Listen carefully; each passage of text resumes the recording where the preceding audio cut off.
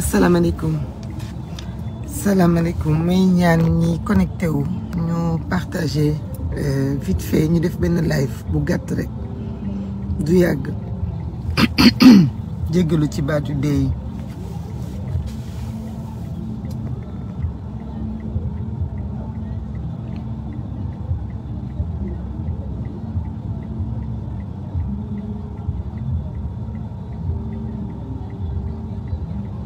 asalaamaaleykum salaamaaleykum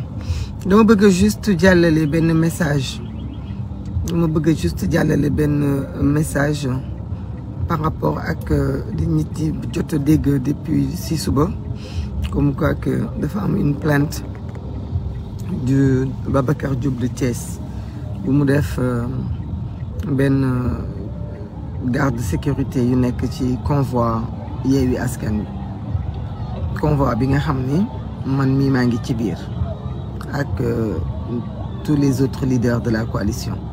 ngeen partagé tuuti rek parce que duñu mën a yàgg ci buum bi parce que actuellement ñu ngi nii Tambacounda ne war a nekk ci liggéey bi donc dama bëgg juste apporter des éclaircies par rapport à ce qui s'est passé voilà parce que nag ku waxul dëgg wax fen gémmiñ bu waxul dëgg wax fen te nit nag boo fekkee am na un minimum boo xam ne boo ko déggee war nga cee mën a wax que Thiès keroog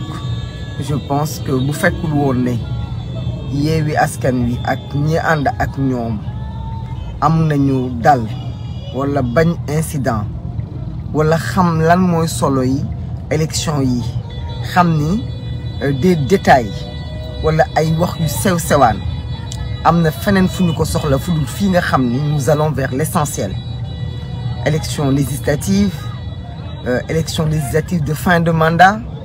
d'un régime dictatorial di nga xam ni liñ fi def lépp ci ay abus sénégalais yi soxla am lisibilité ak visibilité bu claire ci li nga xam ne moom la ñu war a jëm donc je pense que moment bi muy sénégalais muy képp ku nekk nit am nga leneen loo tal lu dul ay détails foog naa nag coalition bi am nañu yoonu waxukaay mais man li ma ci mooy fekkee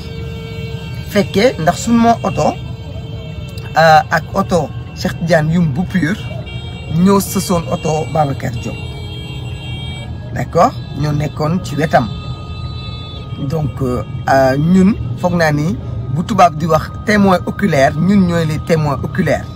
parce que convoi bi ma nga woon ca gannaaw a gannaaw docteur Babacar Diop avec tout le respect qu'on lui doit on n'a pas compris son attitude man personnellement je l'ai pas compris parce que à chaque instant dafay taxaw di bloquer ton convoi bi avancer tuuti bloqué bu ñu gars yi ñëwee wax ba dindi ko ba nit ñi avancer moom mu taxaw à droite bu ñu avancer ba ci kanam on le retrouve ci kanam encore mu bloqué waat convoi bi je sais pas peut-être qu'il a ses raisons peut-être qu'il a ses différends avec la coalition c'est pas à moi de lui faire la morale parce que mu nga woon ca coalition bi depuis local wala ma nga woon ca coalition bi de barki de mais damay wax ne coalition Yewwi Askan Wi amul kenn ku ci ëppale sa morom du ki ko sos du ki ko signé du ki ci mujjee du militant ba ca mbedd ma nga xamante ne kartam dong la ci yor du ki nga xamante ne parti la ci yor du kenn ku ci ëppale sa morom alalu askan wi la demande sociale askan wi ñun moo ñu indi fii askan wi moo ci indi keneen ak keneen kon ñëpp ñoo ko bokk mais soo bokkee ci dara nga am frustration nga bokk ci mbir mais boo demee ba jóg taal sa oto dem gàttandu ji leader yi mais la moindre des choses mooy nga saafante ak ñoom ne leen salaamaaleykum ne leen dalal naa leen yéen a ngi Thiès waaye yow nuyu woo yow saafante woo yow dalaloo yow tertuwuloo mais nga ñëw ci convoi taxaw ca kanam ne convoi bi du dem ay incident am ci nga choisir koo xam ni identifier nga ko nga ne kii moom moo def loolu je dis que du dëgg peut-être nag Babacar Diop ci boppam man je lui donne le bénéfice du doute que dafa juum wala dañ ko induire en erreur waaw wala dañ ko induire en erreur mais su waxee ni ki tudd Momo moom moo ko def loolu ay briques yu kenn xamul mais loolu mu wax du dëgg du dëgg. À quoi on joue? On joue à quoi? On joue à faire perdre aux gens leur temps? À quoi on joue? On veut divertir qui? Kan lañu bëgg divertir? Parce que fii lu fi waaye teg foog nga ni nit nga koy def Maïmouna Bousso nga koy def wala Ousmane Sonko nga koy def wala keneen def wala coalition bi defoo ko kenn fii bépp acte bu fi nit posé na ko mesurer parce que tu le fais au peuple sénégalais. Tu le fais contre cette volonté que ce peuple a d'aller à ces élections et d'enlever cette majorité mécanique au président Macky Sall. Donc man je ne peux pas penser qu'un Babacar Diop avec tout son chemin jaar-jaaram jàmbaareem liggéeyam ak xeexam ñëw na ba fii di taxaw di poser des actes qui ne bénéficient qu'au régime du président Macky Sall. Parce que nag may préciser que loolu amul benn impact ci sunu dynamique benn impact la amul ci sunu dynamique. Certes les gens de loin entendent am na policiers yu dem ci biir kii bi ci biir hôtel bi pour amener une convocation mais que les gens se rassurent parce que il n'en est rien gis nga fii amul kenn dama ni ñun ñëpp sax ñun bu ñu téye woon sax du tere convoi bi continuer dem fu mu war a dem saafante ak sénégalais yi egg fu mu war a egg donc à quoi on joue? Policiers yi nag ce sont des gens responsables des républicains ñu ngi saluer seen démarche jot nañu plainte déplacé wu nañu pour ñëw xool lan la wax nañu itam ak ay kilifa yu mata kilifa yoo xam ni tontu nañu leen d'accord parce que déclaration contre déclaration Babacar Diop bu waxee taxawee ne dañ ko def lii te moom mu yor kàddoom kese ñun ñii tamit foog naa ni làmmiñ du lekk moroomu làmmiñam te ñorut ñun ñii ñu mën a taxaw ñu nit seede ni loolu mu wax amut te ay seede lañu muy Cheikh Tidiane Youm ak man mii ndax kenn jaraluñu ñun ñuy taxaw di wax loo xamante ne amul loolu mu wax amul ñu pare nag pour def une déclaration écrite même devant huissier parce que nag on n'a pas de temps à perdre ay temps wu tontonte ak ay temps wu wax amuñu ko dañu nekk ci liggéey te ci liggéey boobu moom la ñuy continuer ci liggéey boobu moom lañu dara duñu divertir damay rassurer les uns et les autres bu leen fi nekk di passer seen temps di def ay publications si ce qui s'est passé avec Babacar Diop wala avec Thiès. Continuez à partager cette dynamique, continuez à partager cette ferveur populaire contagieuse bi nga xam ne même ñi jegewul ils vivent ça. Continuez là-dessus et ngeen tegee les incidents de kii def na lii kii def na une plainte quoi ok. Ce qui est quand même bizarre c'est que Sénégal ñaata yoon lañ fi porté nit plainte Thiès lañ ko porté plainte waaye waa Thiès mën a woo waa Tamba xool leen Thiès ak Tamba ni mu sorantee di laajte des comptes.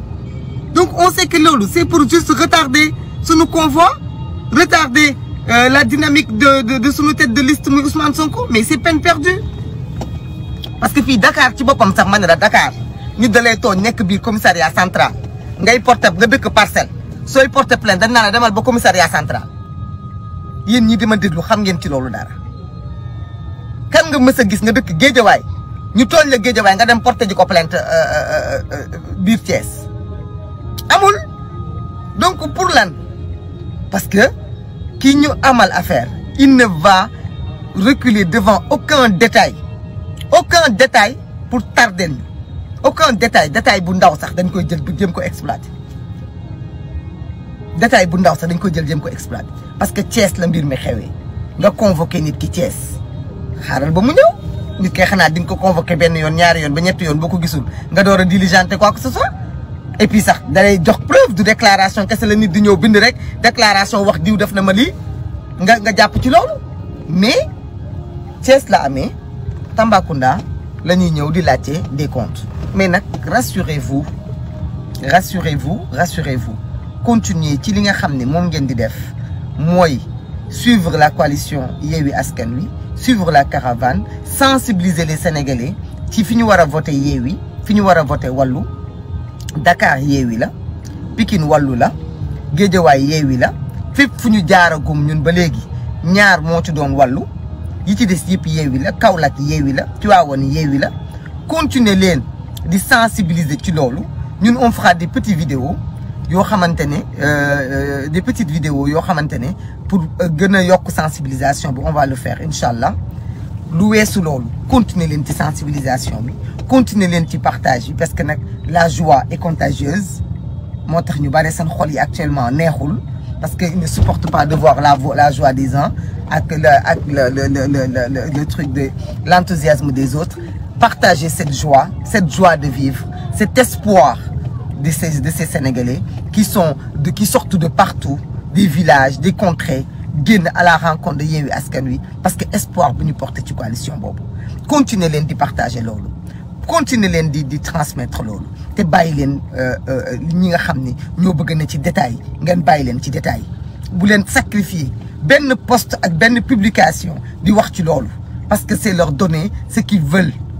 Gis naa une certaine presse qui depuis barki démb ci loolu lay tourner en boucle Babacar Diop dépose une plainte ça tourne en boucle parce que soi-disant les trains qui arrivent à l'heure n'intéressent personne. Yéen occupez-vous des trains qui arrivent à l'heure et les autres trains retardataires laissez-les là où ils sont bu leen toppatoo bu leen faale dox leen ci l'essentiel mooy lii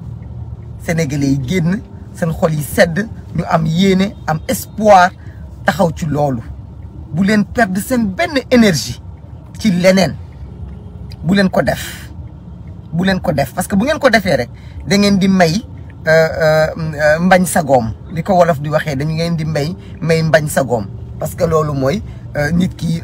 am na lu mu bëgg mooy exister mooy taxaw nit ñi nekk ci lii mu nekk divertir nit ñi ci leneen ngeen ñu bëgg a wax ci loolu bu leen ko nangu. Donc vraiment ñëpp ñu nga xam ne jot nañ message bi maa ngi leen di ñaan loolu kese moo nekkoon soloy kàddu yi ngeen rassuré wu xam ne fii yomb na nga taxaw def sa plainte wax say wax ba mu bëre mais na nga ko mën a waxee yow taxaw noonu la ay nit taxawee seede ni loolu nga wax ñoom it am nañ beneen version bu ñu ciy wax te incha allah lu mu laaj rek dinañ ko ci def bu laajee dem ba Thiès taxaw seede ko dinañ ko def te nag je pense que am naa yaakaar ni ñi nga xam ne ñoo nekk ci ginnaaw lii dinañu ressaisir mbir suy dem soo ci mënta teg sa loxo mu dem bàyyil mu dem voilà soo ci mënul teg sa loxo mu dem bàyyil mu dem moo gën yenn yi parce que yenn yi da lay tuutil lépp lu nga liggéeyoon ci sa avenir da koy wàññi vraiment ñun nag on n'est pas là pour joxe des leçons à qui que ce soit mais on dit tout simplement et on le dit nag avec fermeté Yewwi Askan Wi amul kenn ku muy taxaw naan ñu ñoo la ci jiitu yow bul wax wala munoo wax wala bañ cay liggéey jotoo ca parce que dama ni Yewwi Askan Wi bi ñuy ñëw di ko samp kenn samp ko ci kaw asamaan si ci ñàkk ak ci liggéeyu opposition bi ni ñu doon liggéey ci Macky Sall 2012 ba léegi moom lañ dajale def ko Yewwi Askan Wi kon Sénégal yi nekk seen kër ñëpp dañ cee am wàll te koo xamante ni gisatoo ci sa bopp yoon waa ngi noonu mun nga jaar fa la neex nga dem fa la neex wala au moins nga am décence li ngay wax bu dee gëm nga ko ni yow xeex Macky Sall moo la tax a jóg ni yow tu es contre ce régime depuis le début nga constant ak sa bopp nga teg la nga teg ci suuf nga bàyyi ba lii jeex li ngay régler nga régler ko mais en pleine campagne électorale di divertir nit ñi ay dama plainte Massamba ay dama Demba ma attends mais on joue à quoi là on joue à se faire peur tout seul waaye nag waaye ren di sa loxo lay naaj fii kenn doful Sénégalais yëpp xam nañu parce que nit ñi mënuñu taxaw di def yenn yi à ce moment précis là où on est en marche on veut arrêter un train en marche il y a un problème donc vraiment foofu laa bëggoon loolu laa amoon sañ-sañu ñaan ko ñi nga xam ni suba ba léegi ñu ngi bind commencé ragal commencé di publier commencé di mer ma leen di wax nañu dalal seen xel dinaa génn tuuti ngeen gis quelques images de Tamba comme ça ngeen xam ne les gens sont dans le travail ku ci mën a bokk nga bokk ci ku ci mënta bokk nga dem xool leneen loo def. N'oubliez pas de vous abonner et activer la cloche de notification.